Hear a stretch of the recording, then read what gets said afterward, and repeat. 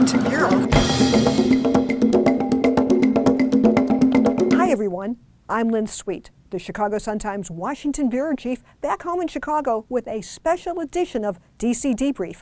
I'm taking a look back at 2013 through the pictures and videos I've shot during the past year. The year started and ended with Obama having contentious relations with the Republicans in Congress. I spent last New Year's Eve in the Capitol, toasting in 2013 in the Senate Press Gallery, as Congress was racing to meet the year-end fiscal cliff deadline showdown. Well, Congress solved that problem, but only by kicking harder questions about government funding left for another day. Last January, the president made a big push for gun control in the wake of the Sandy Hook school shootings. Lynn from the Chicago Sun-Times at the White House with Annette Holt, whose son Blair was murdered in Chicago in 2007. Captain Holt, you're a captain in the Chicago Fire Department. Yes. The proposals that President Obama today put out, what to you are the ones that might help Chicago the most? The universal background checks will help Chicago tremendously because we know that 40% of the gun sales are not documented. They have no background checks. The year is ending with Congress taking no action on guns. Washington got ready for the second Obama inauguration, and Illinoisans once again flocked to Washington to celebrate a home state president.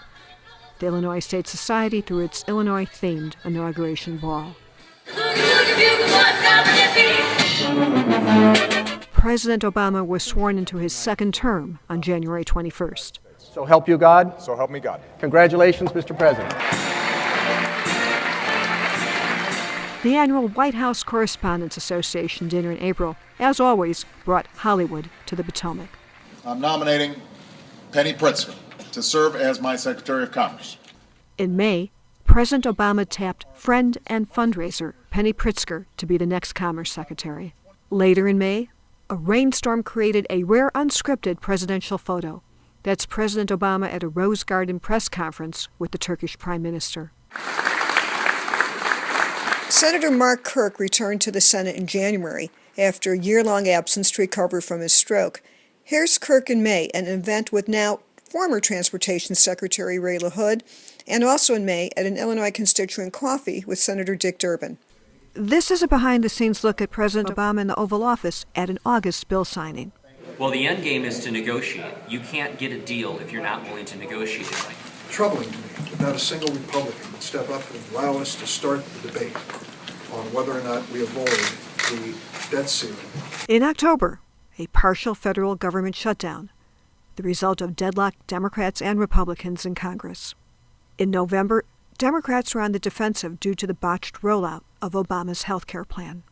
Well, I think all of us were hoping for a much smoother rollout to show that we could actually implement this program. As the year ends, speculation is increasing every day about whether Hillary Clinton will run for president in 2016. Here she is at the White House in November. She's working the room at an event where President Obama handed out medals to Bill Clinton, Oprah Winfrey, and Ernie Banks. He became the first black player to suit up for the Cubs and one of the greatest hitters of all time. Throughout the year, Mayor Rahm Emanuel, President Obama's former chief of staff, came to Washington for meetings and to appear in panels.